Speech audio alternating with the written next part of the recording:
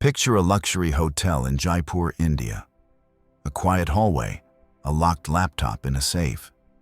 A young CEO on a honeymoon that was supposed to mark the start of his new life. Instead, it became the end. 30-year-old Gerald Cotten was known as Canada's crypto king. He ran the country's largest cryptocurrency exchange. More than 75,000 people trusted him with their savings. Then, during that trip to India, he died suddenly. And with him, according to the official story, went the only keys to more than $200 million in customer funds. But when investigators began pulling at the threads of Quadriga CX, they found something else. A pattern, a history, decisions made long before India. And a truth far stranger than the original story.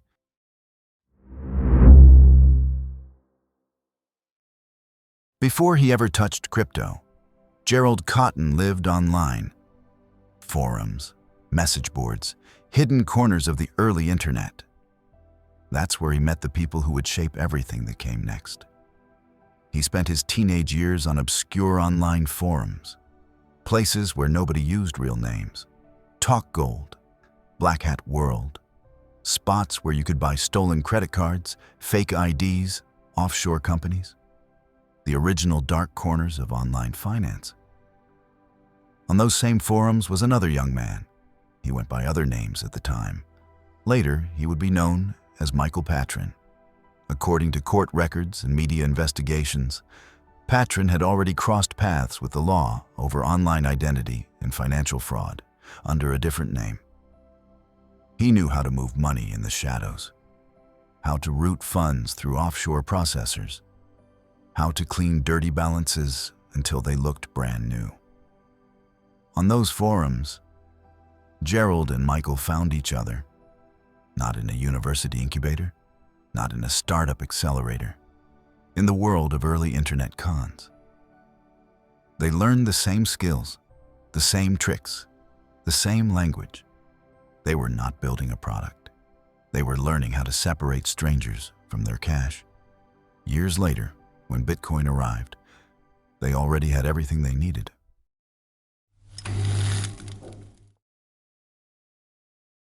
By 2013, Bitcoin was still a curiosity, a strange technology discussed in coffee shops and small meetups. Into that world stepped Gerald and his new partner, ready to build something bigger. Clean-cut, polite, almost shy on camera. He co-founded a new exchange with Patron. They called it Quadriga CX. The pitch was simple. Canada needed a homegrown exchange where people could buy and sell crypto with dollars, where you could wire money in and out, where deposits were safe and withdrawals were fast. Early users remember Gerald as friendly and responsive. He answered support tickets himself. He joined Facebook groups. He shook hands at meetups. Behind that friendly image was the same pattern from the forums. No independent board, no serious accounting, no compliance team. Control concentrated in the hands of two men, one of whom had a history with online financial crime, according to court documents.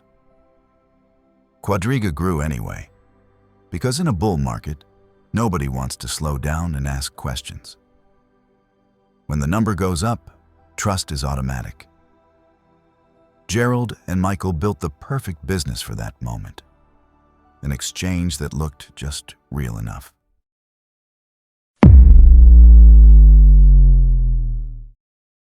Quadriga wasn't their beginning. It was the logical upgrade. Years earlier, both founders had already practiced the same patterns in smaller, quieter schemes. High-yield investment programs that promised outsized returns.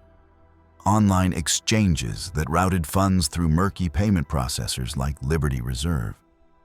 At the time, a favorite tool for money launderers, human traffickers, and cartels. Regulators later described some of these operations as textbook Ponzi structures. Early customers paid out using new deposits. Nothing on the back end, just numbers on a screen. That experience mattered, because when they stepped into crypto, Gerald and Michael were not starry-eyed visionaries. They were experienced pyramid scheme operators who knew three things. People believed numbers on a screen. People rarely read the fine print.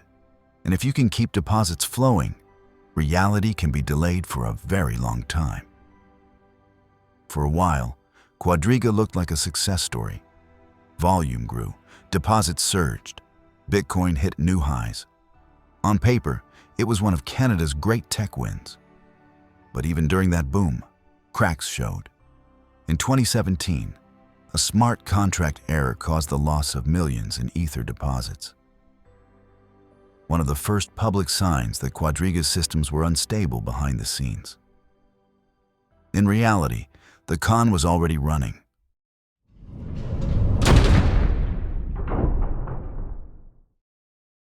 For years, customers imagined their crypto locked safely in cold wallets that only the CEO could access with special keys.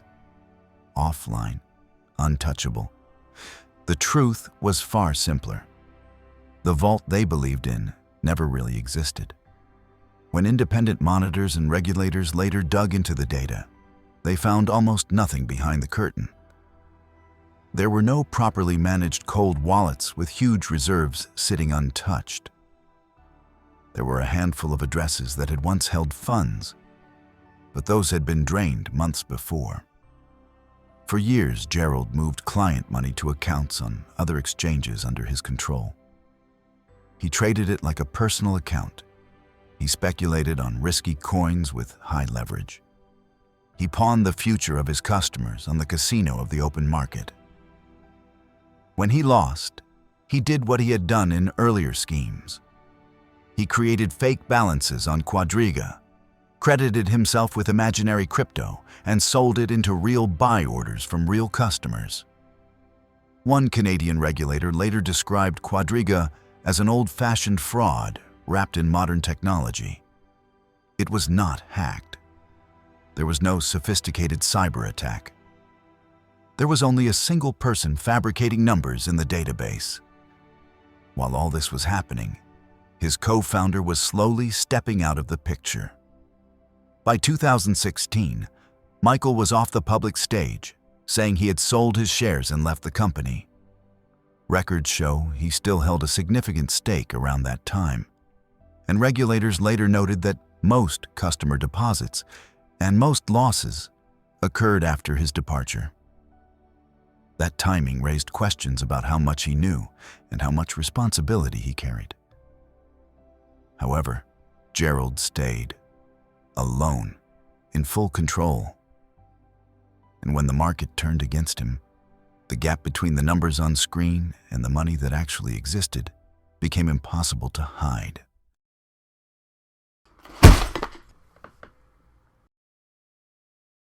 In 2018, the illusion cracked.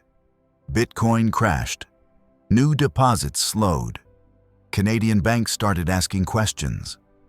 One major bank froze tens of millions of dollars tied to Quadriga's payment processors. Withdrawals slowed to a crawl. Customers waited weeks, sometimes months, for their money. On Reddit and Telegram, users posted screenshots of support tickets marked completed, even though no funds ever arrived. Trust was breaking long before India. Behind the scenes, there simply was not enough money. Quadriga was running out of time, and Gerald knew it. In the middle of this chaos, Gerald booked a flight. He and his new wife flew to India, officially for a honeymoon and to visit an orphanage project. Unofficially, at the exact moment his exchange was collapsing in slow motion. 9 days later, he was dead. The story given to the public was strangely simple. He had Crohn's disease. He felt unwell. He checked into a hospital in Jaipur. Within 24 hours, he was pronounced dead from complications. No local autopsy. A quick embalming certificate. A closed casket that returned to Canada. A death that was kept secret for more than a month while the exchange continued to accept deposits. By the time Quadriga finally went public with the news that its founder was dead, the site was already beyond saving. Customers were told that the only person who knew the passwords was gone. $200 million of client crypto was locked in wallets nobody could open. The perfect tragic story, except, once again, the data did not match the myth.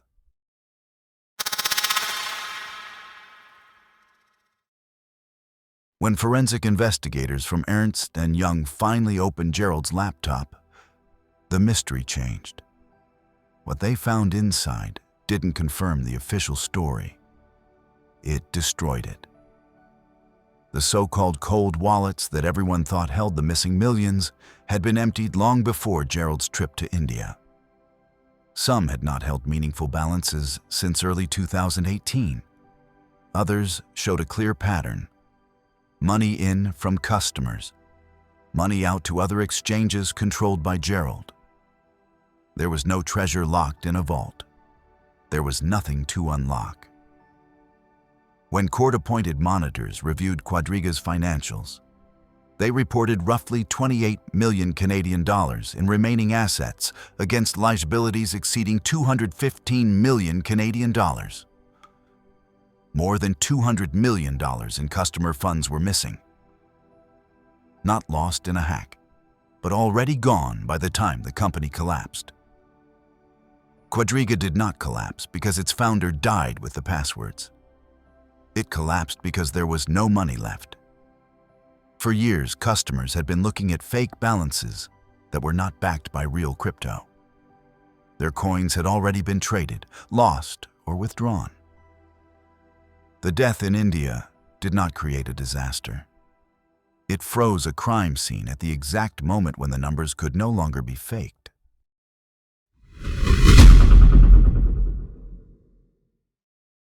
While regulators tried to untangle Quadriga, Michael was already building a new identity. Different platform, different name, same patterns. Under a new identity and a fresh online handle, he resurfaced years later in the world of decentralized finance. Once again close to large pools of other people's money. Once again in a position of financial control. Crypto investors were shocked to learn that a key figure behind a major DeFi project had previously co-founded Quadriga and, according to media and regulatory reports, had earlier convictions related to financial crime under another name. It was like seeing an old character slip into a new costume. Different jargon, new technology, same underlying game. For victims of Quadriga, it confirmed something they already felt in their gut. This had never been a case of bad luck or a single mistake. It was part of a pattern.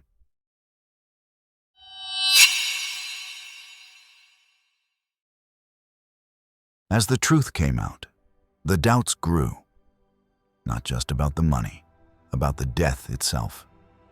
If the cold wallet story was not true, how much of the rest of the official story could they trust?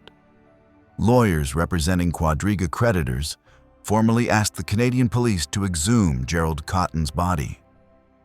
They argued that, given the scale of the losses and the strange circumstances of his death, only DNA confirmation could provide certainty. Authorities denied the request. Without an independent autopsy or verified hospital documentation, doubt only grew. So far, that exhumation has not happened. There is no confirmed photograph of the body from the hospital, no independent autopsy report, only paperwork and a chain of documents from a country far away, tied to a man who had every reason in the world to disappear. Even his death certificate had his last name misspelled.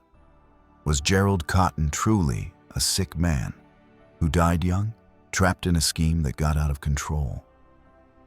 Or did he stage the perfect exit after years of practice in the art of taking money that was not his? Without a body, there may never be a final answer that satisfies everyone. What is certain is this. By the time he stepped on that plane to India, the money was already gone. The real loss happened long before he reached the hospital.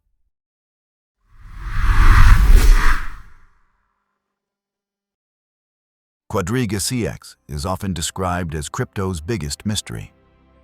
The dead founder, the missing millions, the closed casket in Nova Scotia. In reality, the mechanics of the crime were almost boring.